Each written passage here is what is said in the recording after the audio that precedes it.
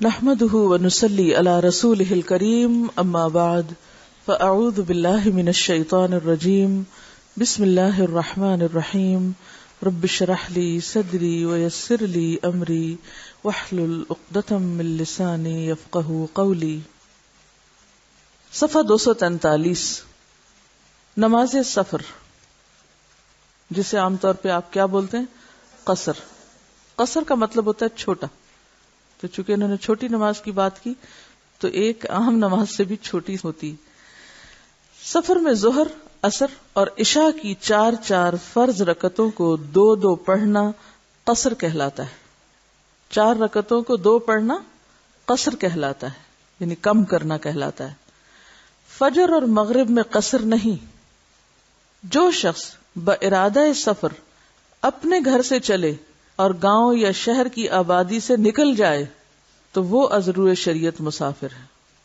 اب گاؤں کا تو فاصلہ کم ہوتا ہے اور جب نکلیں تو جلدی سفر شروع ہو جاتا ہے، لیکن شہر اور خاص طور پر اگر لاہور یا کراچی کا شہر ہو تو پھر وہ تو شہر سے نکلتے ہوئے بعض اوقات گھنٹہ لگ جاتا ہے. لیکن جب تک شہر کے اندر ہو انسان تو اس وقت تک وہ مسافر نہیں قرار پاتا. مسافر ہونے کے لیے آپ کو کیا کرنا پڑے گا؟ اپنا گاؤں یا شہر چھوڑنا پڑے گا. یہ پہلی چیز یاد رکھے تو بہت سے سوال یہیں کٹ ہو جائیں گے، کیونکہ آئندہ آگے جب مسافتیں آئیں گی تو آپ پھر پلٹ کے کہیں گے کہ اگر اتنی مسافت ہو تو پھر ہم قصر کر لیں، اور آپ اپنے شہر کے اندر ہی ہیں اور مسافت ہو رہی ہے طے تو قصر نہیں ہوگی. تو قصر کے لیے پہلی شرط کیا ہے؟ شہر یا گاؤں چھوڑنا، اس سے پوری طرح باہر نکل جانا. ٹھیک ہے، جب آپ نے وہ چھوڑ دیا اور نکل گئے تو آپ کا سفر شروع ہوا. چنانچہ حضرت انس رضی اللہ عنہ سے روایت ہے ان رسول اللہ صلی اللہ علیہ وسلم صلی الظہر بالمدینۃ 4 وصلی العصر بذی الحلیفۃ رکعتین. رسول اللہ صلی اللہ علیہ وسلم نے مدینہ میں ظہر کی نماز 4 رکعتیں پڑھی اور ذی الحلیفہ میں عصر کی نماز 2 رکعتیں پڑھی. ظہر کے بعد سفر شروع کیا، شہر سے نکل گئے اور کچھ ہی میل پر ذو الحلیفہ میں آپ نے قصر کر لی. ذو الحلیفہ ایک مقام کا نام ہے جو مدینہ منورہ سے 6 میل کے فاصلے پر ہے.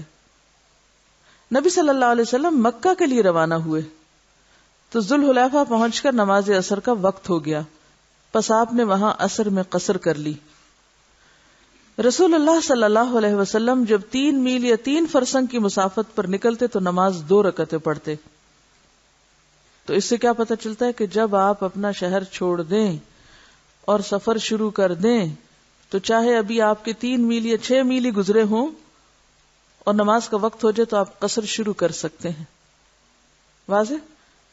اس حدیث میں راوی حدیث نے پوری ایمانداری سے کام لیتے ہوئے 3 میل یا 3 فرسنگ کہا ہے، کیونکہ راوی کو شک ہے کہ آپ 3 میل پہ قصر کرتے یا 3 فرسنگ یعنی 9 میل پر. پس مسافر کو چاہیے کہ احتیاطاً 9 میل پہ قصر کر لے، یعنی اپنے شہر کی حدود سے نکلنے کے بعد اگر منزل مقصود 9 میل یا اس سے زیادہ مسافت پر واقع ہو تو مسافر قصر کر سکتا ہے.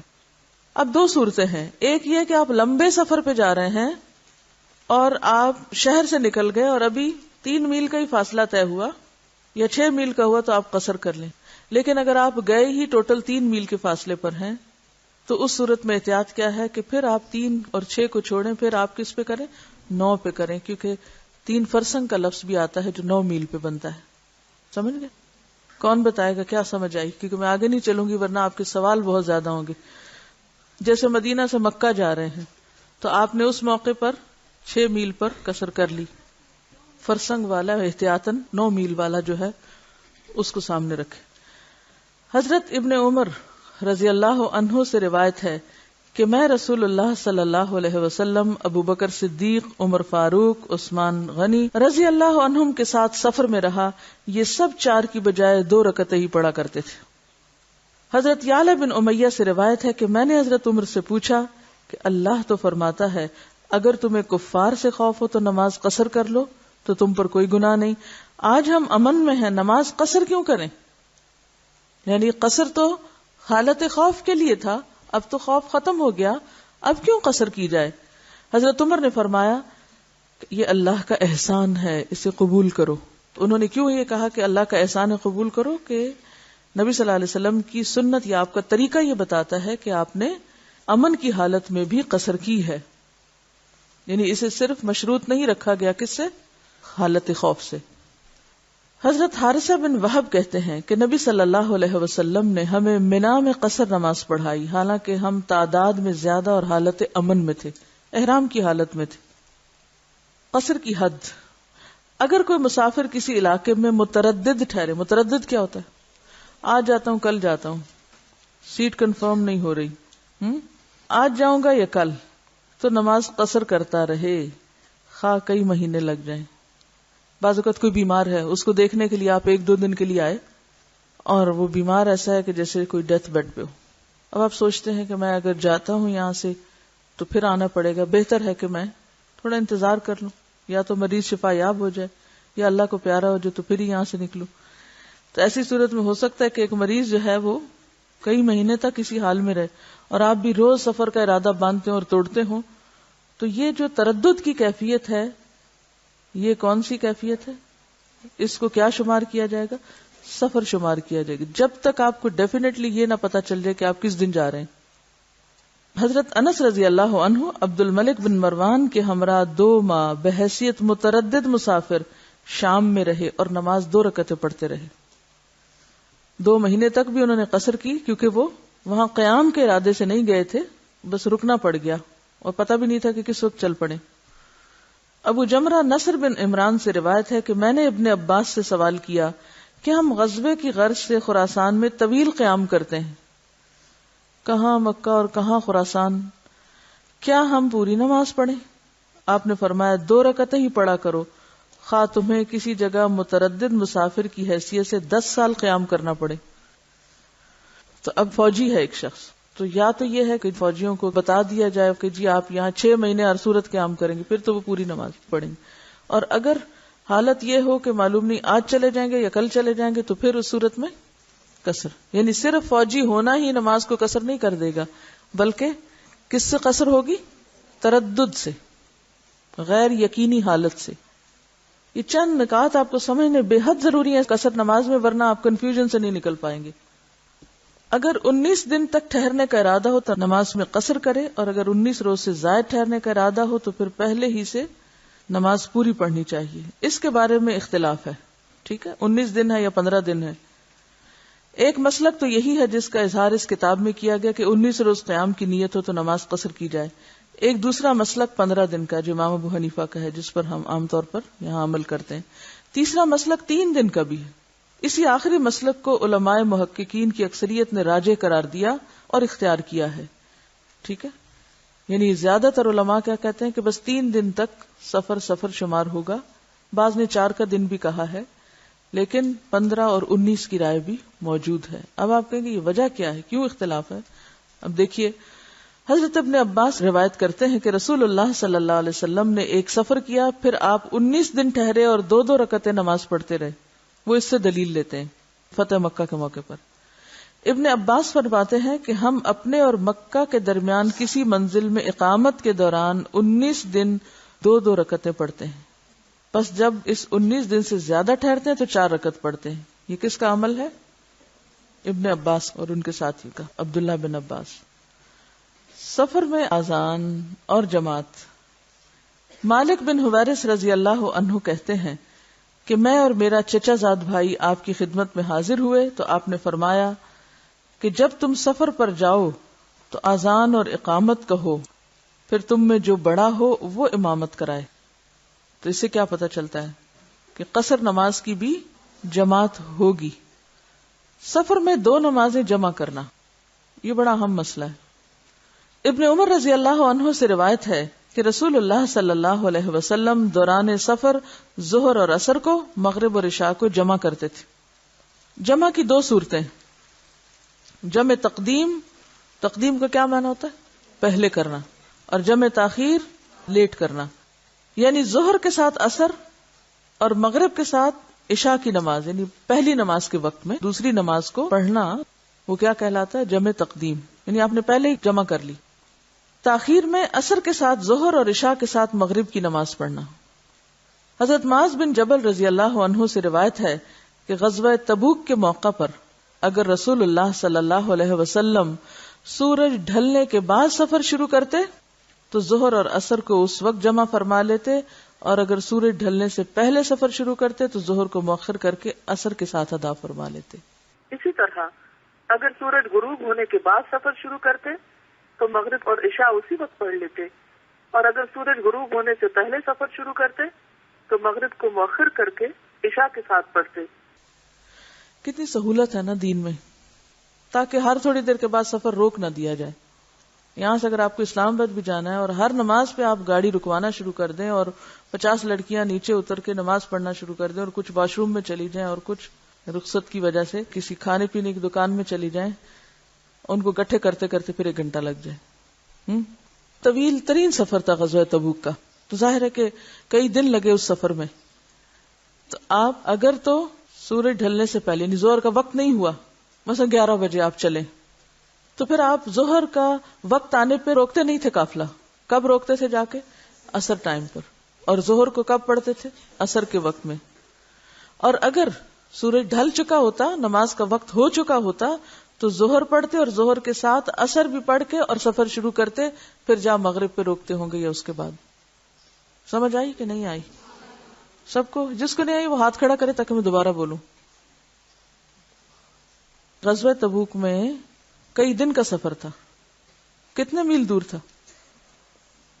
600 کلومیٹر ہے شاید، یہ 700 کلومیٹر ہے۔ مدینہ میں ایک جگہ میں نے بورڈ پہ پڑھا تھا، مجھے یاد نہیں 600 یا 700 کلومیٹر، مائل دن مجھے معلوم، اس سے آدھے ہوں گے۔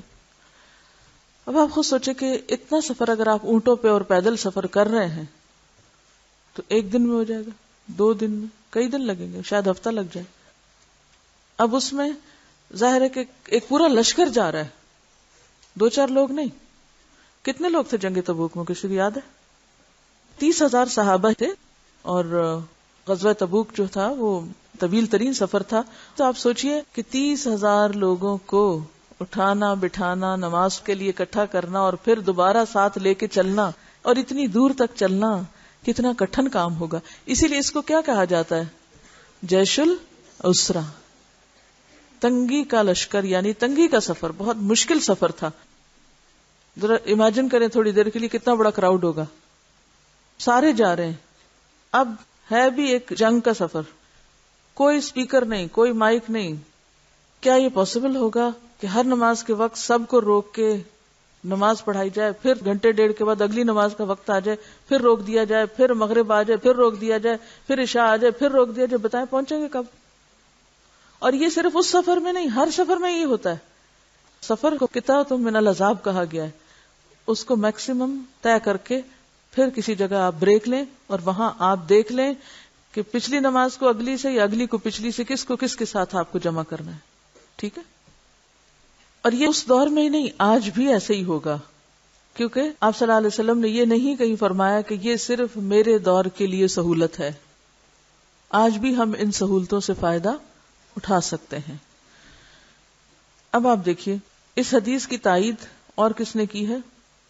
معاذ بن جبل والی حدیث کی تائید ابن عباس کی حدیث سے ہوتی ہے، جسے بہقی نے روایت کیا اور اسے صحیح کہا ہے۔ مزید اس بارے میں ابن عمر اور انس رضی اللہ عنہما سے بھی روایات مروی ہیں۔ سفر میں سنتیں معاف ہیں۔ حضرت حفص بن عاصم سے روایت ہے کہ حضرت عبداللہ بن عمر رضی اللہ عنہ نے ان سے کہا، اے میرے بھتیجے، میں رسول اللہ صلی اللہ علیہ وسلم کے ہمراہ سفر میں رہا، مگر آپ نے 2 رکعتوں سے زیادہ نماز نہ پڑھی، یہاں تک کہ اللہ تعالیٰ نے آپ کی روح قبض فرما لی، اور میں حضرت ابوبکر کے ہمراہ سفر میں رہا، حضرت عمر کے ہمراہ سفر میں رہا، حضرت عثمان کے ہمراہ سفر میں رہا، ان سب نے سفر میں 2 رکعتوں سے زیادہ نماز نہیں پڑھی، یہاں تک کہ اللہ تعالیٰ نے ان کی روح قبض فرما لی۔ اور اللہ تعالیٰ نے ارشاد فرمایا ہے کہ رسول اللہ صلی اللہ علیہ وسلم کی اتباع ہی تمہارے لیے بہتر ہے۔ معلوم ہوا کہ سفر میں سنت نفل سب معاف ہیں۔ ابن عمر 2 رکعتیں یعنی نماز قصر پڑھ کر اپنے بستر پر چلے جاتے تھے۔ حفص کہتے ہیں میں نے کہا چچا جان اگر اس کے بعد آپ 2 رکعتیں سنت پڑھ لیا کریں تو کیا حرج ہے، فارغ تو ہیں؟ فرمایا اگر مجھے یہ کرنا ہوتا تو فرض نماز ہی پوری پڑھ لیتا۔ رسول اللہ صلی اللہ علیہ وسلم مزدلفہ تشریف لے گئے تو 1 اذان اور 2 اقامتوں سے نماز مغرب اور عشاء جمع کی، اور درمیان میں سنتیں نہیں پڑی. مزدلفہ میں بھی آپ نے قصر کی. کون کون سی؟ مغرب اور عشاء. اب دیکھیے کہ حج کے موقع پر ایک نماز جمع تقدیم ہوتی ہے اور دوسری جمع تاخیر ہوتی ہے، اور ایک پریکٹیکل درس ہے یہ جو وہاں ہوتا ہے. ظہر کے وقت میں عصر پڑھی جاتی ہے اور عشاء کے وقت میں مغرب پڑھی جاتی ہے. حضر میں دو نمازوں کا جمع کرنا. حضر کیا ہے؟ گھر میں جب آپ حاضر ہیں. حضرت ابن عباس سے روایت ہے کہ رسول اللہ صلی اللہ علیہ وسلم نے مدینہ میں ظہر اور عصر کو جمع کر کے پڑھا، حالانکہ وہاں دشمن کا خوف تھا نہ سفر کی حالت تھی. راوی ابو زہیر کہتے ہیں میں نے سعید بن جبیر سے پوچھا آپ نے ایسا کیوں کیا تھا؟ سعید نے جواب دیا جس طرح تم نے مجھ سے دریافت کیا اسی طرح میں نے بھی ابن عباس سے پوچھا تھا، تو انہوں نے یہ جواب دیا تھا کہ آپ اپنی امت کو دشواری میں نہیں رکھنا چاہتے تھے. یہ ایک دفعہ کی بات، معمول نہیں تھا. لیکن ایسا کیوں کیا آپ نے؟ جواز کے لیے. جیسے اس روز بھی میں نے آپ سے بات کی تھی نا کہ بعض اوقات ڈاکٹرز آپریشن شروع کرتے ہیں اور مسلسل کئی گھنٹے ان کو تھیٹر میں کھڑے ہونا پڑتا ہے. اب ایک صورت تو یہ ہے کہ نماز قضا کر دیں، اور ایک کیا ہو سکتی ہے؟ جمع کر لیں. یعنی سفر تو ایک وجہ ہے ہی جمع کرنے کی سہولت کے لیے، لیکن once in a while, once in a lifetime آپ نے یہ حضر میں بھی کر کے دکھایا کہ بعض اوقات کسی کی ایسی شدید مجبوری ہو سکتی ہے کہ اس کی اگلی نماز کے جانے کا خوف ہو سکتا ہے، تو بہتر ہے کہ وہ کیا کرے؟ حضر میں بھی جمع. اس میں آپ کے اس سوال کا جواب موجود ہے جو وقت سے پہلے تھا کہ اگر کوئی شخص سفر شروع کرنے سے پہلے دو نمازیں جمع کرتا ہے تو پھر وہ کر سکتا ہے. جی ہاں کر سکتا ہے. اور وہ اگر گھر میں پڑھ رہا ہے جانے سے پہلے، نکلنے سے پہلے، تو پھر پوری جمع کرے گا، آدھی آدھی کر کے نہیں. ٹھیک ہے.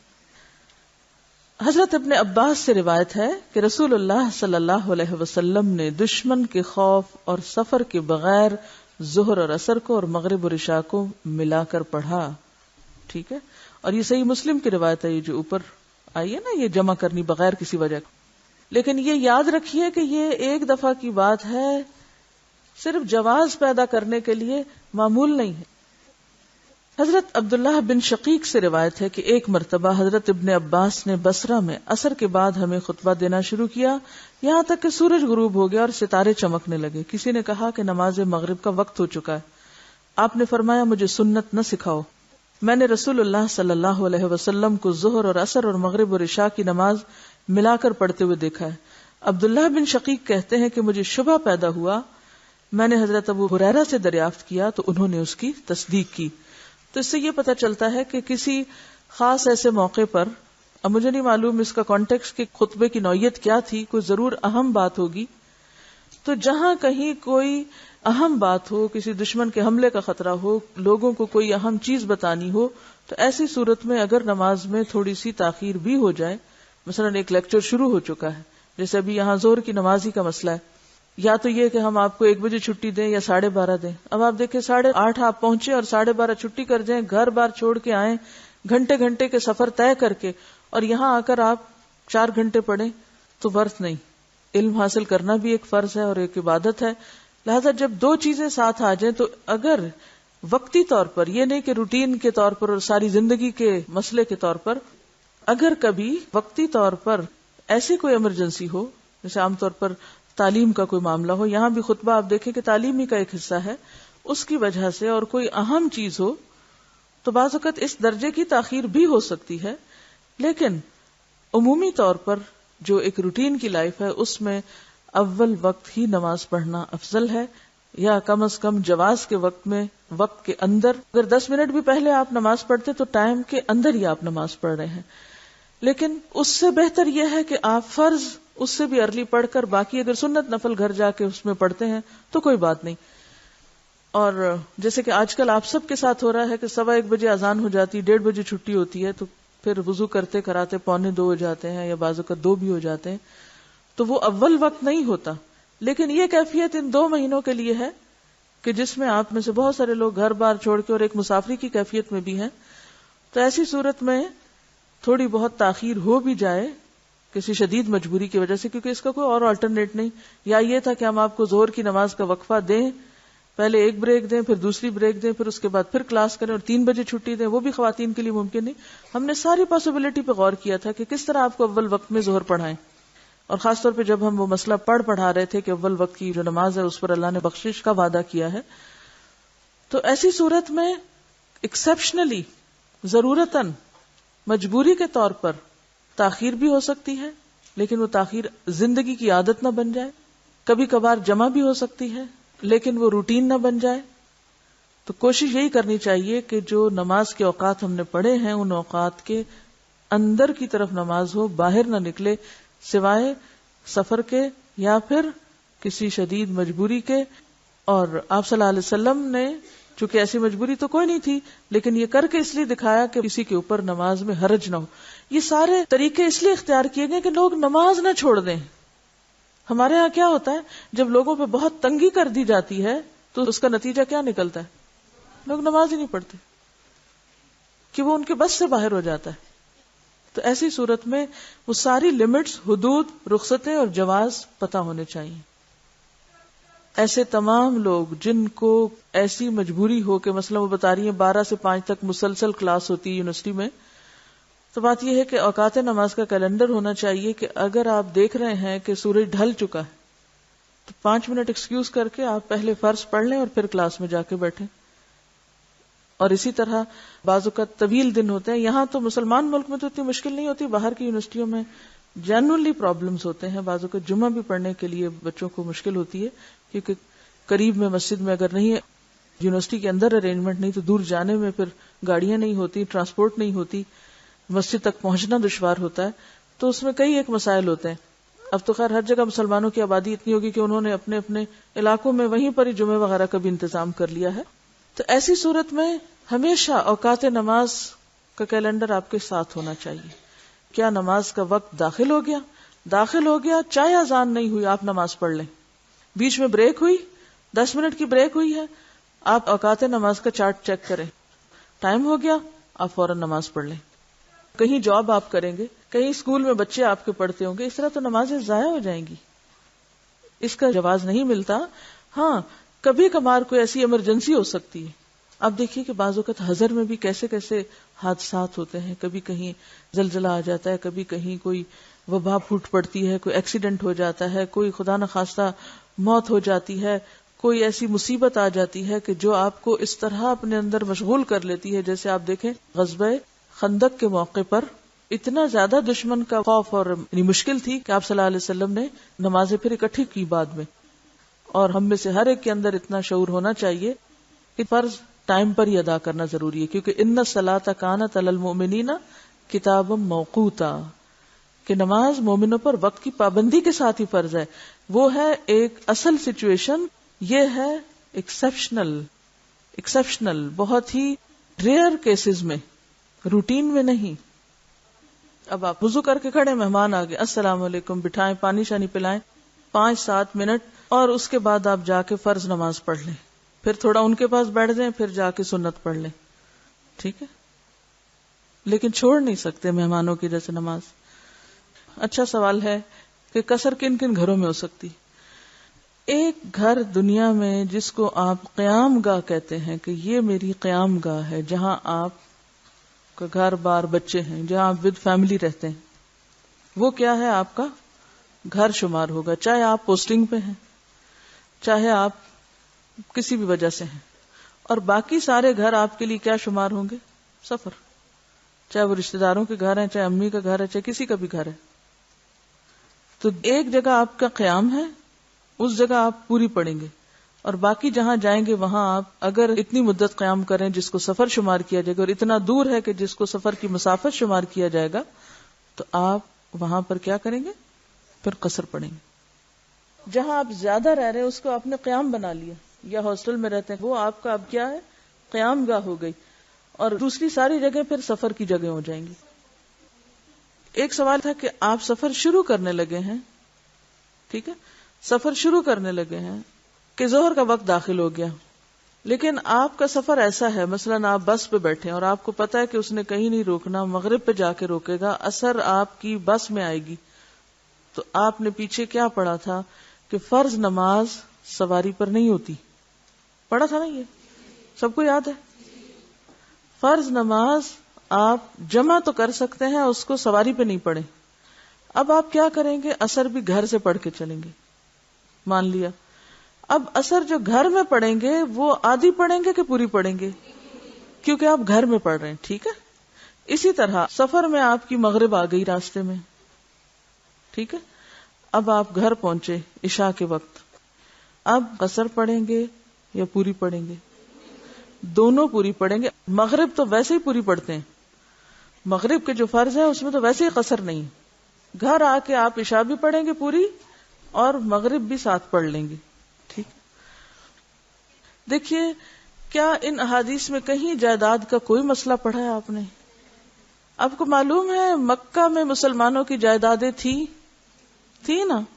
کب چھوڑ کے گئے تھے؟ پھر جب مکہ آئے تھے تو کیا پڑھتے تھے؟ جی ہاں، جائیداد سے کوئی فرق نہیں پڑتا. آپ کی جتنی مرضی پراپرٹی، مثلا آپ کا گاؤں میں گھر بھی ہے، خوب پراپرٹی بھی ہے، لیکن آپ جاتے سال بعد ایک دن کے لیے، اپنی زمینوں پہ سال کے بعد ایک دن کے لیے گھر جاتے ہیں، کیا پڑھیں گے وہاں؟ قصر. کیونکہ آپ اب وہاں نہیں رہتے، آپ صرف سیر کو آئے ہیں. آپ کا گھر کہاں ہے؟ جہاں آپ رہ رہے ہیں. بس جو وہاں چاہے آپ کرائے پر ہی رہ رہے ہو، مثلا لاہور میں آپ کا کرائے کا گھر ہے، مرید کے میں آپ کی زمینیں ہیں اور آپ کا گھر بھی ہے، آبائی پراپرٹی ہے. کہاں قصر کریں گے اور کہاں پوری پڑیں گے؟ اس میں جائیداد کا ہونا یا نہ ہونا کوئی شرط نہیں ہے، کہیں نہیں لکھا ہوا. ٹھیک ہے. وہاں پر یہ دیکھیں گے کہ رہتے آپ کہاں ہیں، قیام آپ کا کہاں ہے، اور آپ سفر جتنی مدت کہاں گزار رہے ہیں. تو جہاں وہ گزاریں گے یعنی زمینوں پہ، وہاں آپ قصر ہی کریں گے. اس کی سہولت کیوں دی گئی ہے؟ کوئی بتائے گا آپ میں سے؟ تھکاوٹ کی وجہ سے؟ ٹھیک ہے. اور ما جعل علیکم فی الدین من حرج، اللہ نے دین کے معاملے میں تنگی نہیں رکھی کہ بس ایک اصول بن گیا اب دنیا ادھر کی ادھر ہو جائے تو اب یہ نہیں ہو سکتا. ہر چیز میں ایکسیپشنل صورتحال موجود ہے. ٹھیک ہے. ہر چیز میں استثنائی صورت موجود ہے، نماز میں، روزے میں، حج میں، زکوٰۃ میں، فرائض میں، ہر چیز میں موجود ہے. لیکن ایک ہے اصل اور ایک ہے اضطراری کیفیت یا ٹیمپریری کیفیت یا وقتی کیفیت. تو آپ ویلیوز نہیں بدلیں، اصل کو آپ اضطرار نہیں اور اضطرار کو اصل نہیں کریں. ٹھیک ہے. دیکھیے آپ ایک اصول سمجھیں گے نا تو سارے مسئلے سمجھ آ جائیں گے. آپ کا اصول سمجھنے پر توجہ ہونی چاہیے. نمبر 1، سفر کی حالت کس کو کہتے ہیں؟ سفر کس کو بولتے ہیں؟ مجھے سفر کی ڈیفینیشن بتائیے. ہے ڈکشنری؟ سفر کس کو کہتے ہیں؟ اپنا گھر اور شہر چھوڑنا، اپنا گھر اور شہر چھوڑ کر کسی دوسرے شہر جانا، کسی دوسرے علاقے میں جانا، یہ بھی کائنڈ آف ہجرت ہوتی. ٹھیک ہے نا. جیسے ہجرت ہے وہ ایک سفر تھا. تو اپنا گھر یا اپنا شہر جب آپ چھوڑ دیں گے تو کیا شروع ہو جائے گا؟ جب سفر شروع ہو گیا تو اب آپ کے اوپر کون سے احکامات لاگو ہوں گے؟ مسافر کے. ٹھیک ہے. گھر آپ کس کو کہیں گے؟ جہاں آپ قیام فرما ہیں، جہاں آپ خود رہتے ہیں یا آپ کی فیملی رہ رہی ہے. اب دوسری جگہ آپ چلے گئے، کتنے دن تک آپ مسافر بنے رہیں گے؟ اس میں 3 آراء ہیں، 19 دن، 15 دن اور 3 دن. راجہ جو ہے وہ 3 کو یہاں قرار دیا جا رہا ہے. دلیل انہوں نے 19 کی بھی دی ہوئی ہے. چلیے اس میں اگر رخصت سے آپ فائدہ اٹھا رہے ہیں، آپ ایک کی بجائے دوسرا لے رہے ہیں، فائن. اب اس سے زیادہ آپ کو کسی وجہ سے رہنا پڑ رہا ہے لیکن یہ نہیں پتا چل رہا کہ آپ کتنے دن رہتے ہیں، تو پھر مدت کتنی ہوگی؟ جتنا مرضی رہ لیں. اس کا فیصلہ کون کرے گا؟ مفتی صاحب کریں گے؟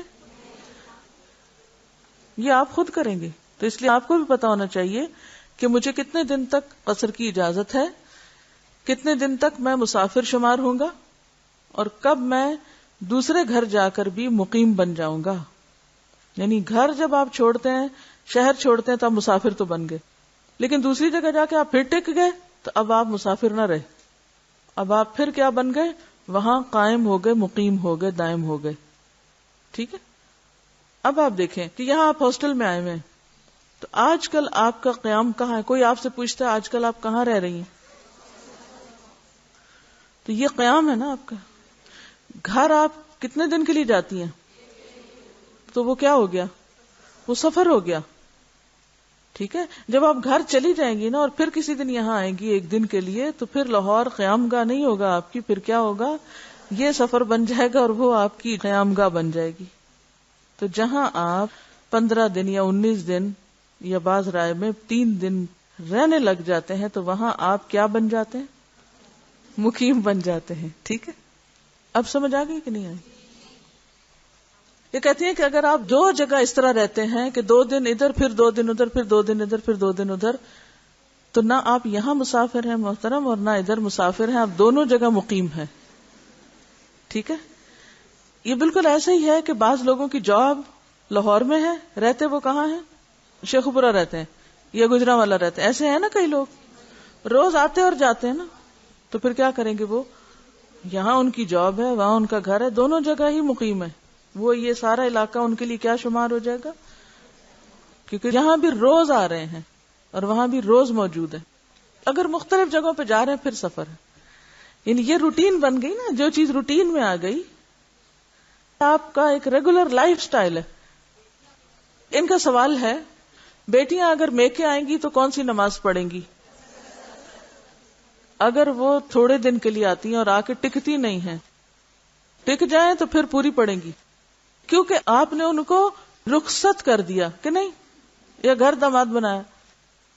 تو اگر آپ نے گھر داماد نہیں بنایا تو آپ کی بیٹی آپ کے گھر آ کر کیا کرے گی؟ قصر کرے گی.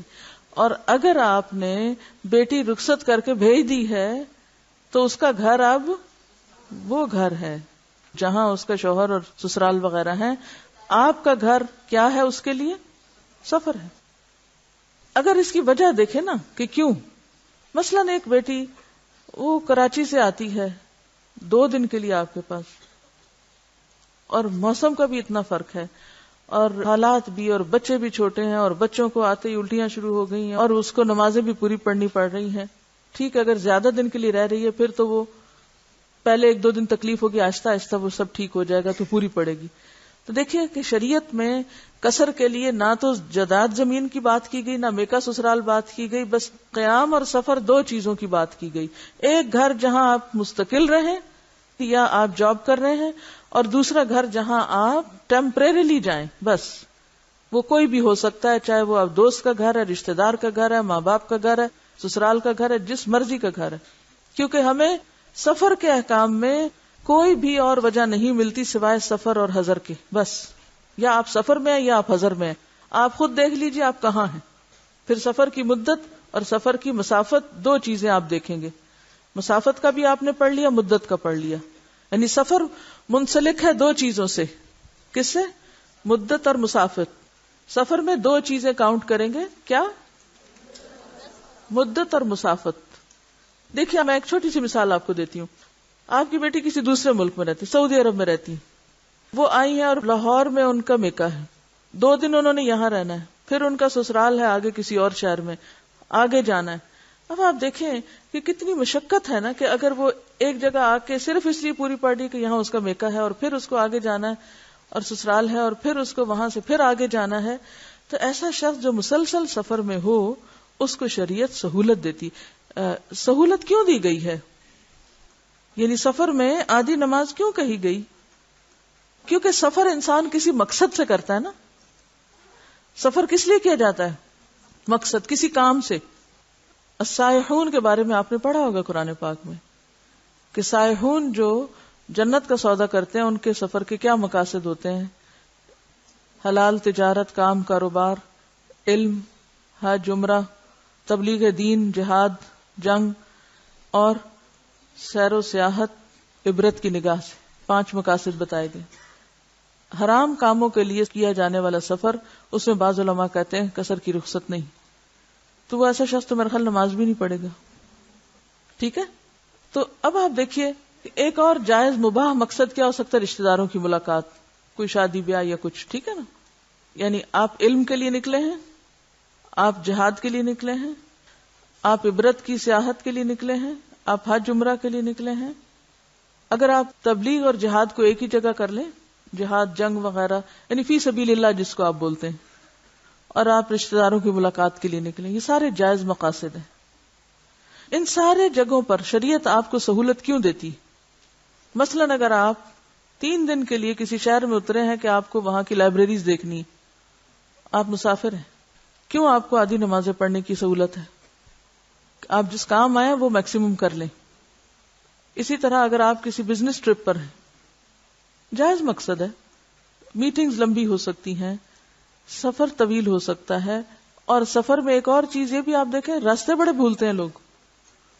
بعض اوقات آدھے گھنٹے کا راستہ کتنے میں طے ہوتا ہے؟ ایسا ہوا کسی کے ساتھ؟ جی اکثر لوگوں کے ساتھ یہ حادثے بھی ہوتے ہیں. کیونکہ میں اکثر سفر کرتی ہوں اور جب میں دیکھتی ہوں کہ ایڈریس لے کے چلتے ہیں، بہت سے انتظام بندوبست کر کے وہاں جا کے کچھ نہ کچھ ہو جاتا ہے، اور کچھ نہیں تو کسی اور راستے پہ ایک موڑ پہلے گاڑی موڑ کے آگے رش میں پھنس گئے اور اب گئے وہاں. کیونکہ آپ کو اس علاقے کی نو ہاؤ نہیں ہوتی کہ یہاں یہ رش والے جو لوکل ہوتے ہیں نا، ان کو پتا ہوتا ہے ادھر نہیں جانا، ادھر پھنس جائیں گے. مسافر آپ پھنستے ہیں وہاں. اب وہ ان کو پتا تھا کہ ہم پہنچ جائیں گے نماز کے وقت تک. کئی دفعہ ایسے ہوا، میں نے ہر نماز اپنے وقت پہ پڑھنے کی کوشش کی. ہاں ایک اور بات یہ نہیں کہ آپ سفر میں کسی گھر میں رہ رہے ہیں 3 دن کے لیے اور تو اس وقت آپ نمازیں جمع کرنی شروع کر دیں، اللہ کہ بہت مجبوری ہو. اس میں پھر ہر نماز اپنے وقت پر ہی پڑھنی چاہیے. تو میں نے کئی دفعہ یہ سوچا کہ ہر نماز وقت پہ کرتے ہیں، اور ایسا ہی مسئلہ ہوا کہ وہ کہیں رستے میں پھنس گئے یا کہیں رستہ بھول گئے یا کہیں اور مشکل پڑ گئی، تو ایسی صورت میں جمع کر سکتے. لوگ کہتے ہیں کہ آج کے سفر بہت آسان ہو گئے. کچھ نہ پوچھیں کہ جب فلائٹس ڈیلے ہوتی ہیں، جب کینسل ہوتی ہیں، جب کنیکشن مس ہو جاتے ہیں، کچھ بھی ہو سکتا ہے. اس لیے کہیں یہ نہیں کہا گیا کہ جب ایک زمانہ آئے گا اور جہاز کا سفر ہوگا تو پھر کسر نہیں ہوگی.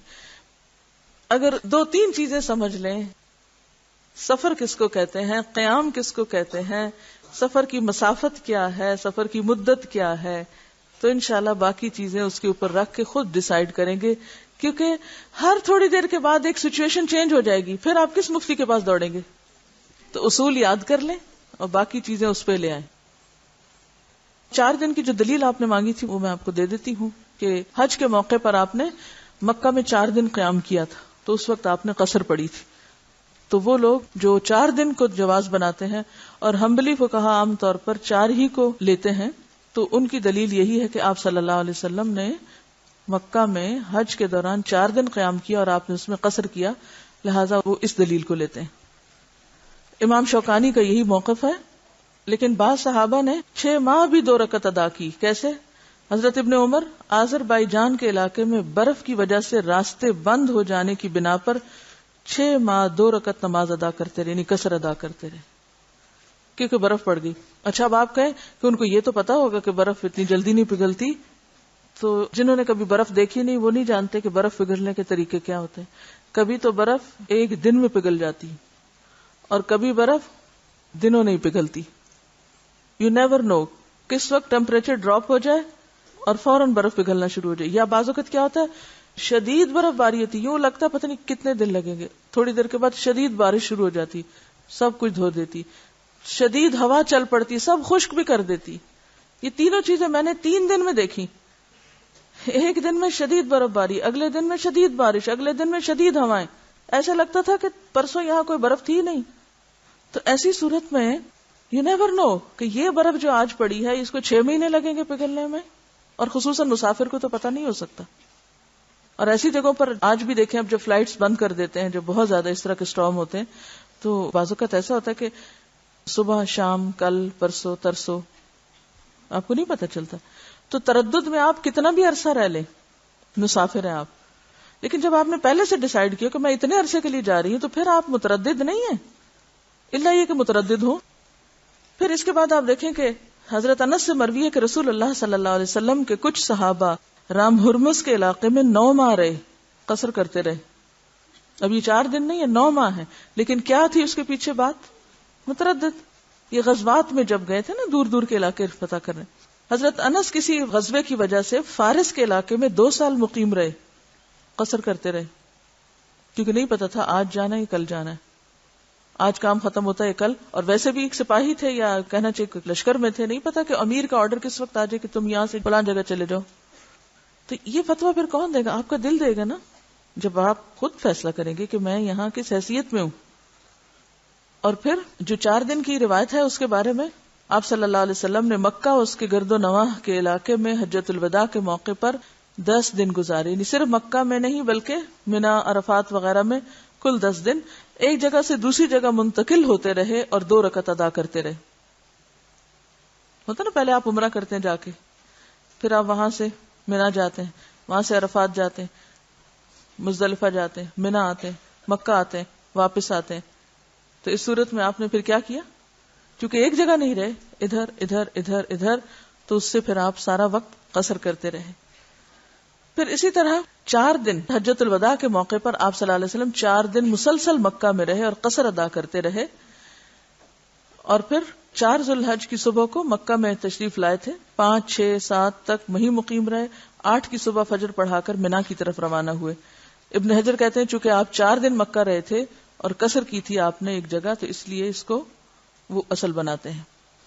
اسی لیے امام شافعی، امام مالک اور امام احمد کا مسلک کیا ہے کہ 4 دن کا ارادہ ہو تو مکمل نماز پڑھی جائے گی، اس سے کم کا ارادہ ہو تو قصر کی جائے گی. ٹھیک ہے. اور زیادہ تر لوگ جو ہیں وہ اسی کے قائل ہیں. لیکن اس کے برعکس 19 دن کا بھی بنتا ہے. اچھا، جو 19 دن والا ہے وہ کون سا موقع ہے؟ فتح مکہ کا. تو وہ علماء جو 4 لیتے ہیں اور 19 نہیں لیتے، وہ کہتے ہیں کہ وہ 19 تردد کی وجہ سے تھے کہ آپ آج جاتے ہیں کل جاتے ہیں، تو اس لیے زیادہ بہتر ہے یہ 4 والی رائے لینا. لیکن 15 کے پیچھے کوئی سنت سے دلیل نہیں ہے. وآخر دعوانا ان الحمد للہ رب العالمین. سبحانک اللہم وبحمدک، نشہد ان لا الہ الا انت، نستغفرک ونتوب الیک.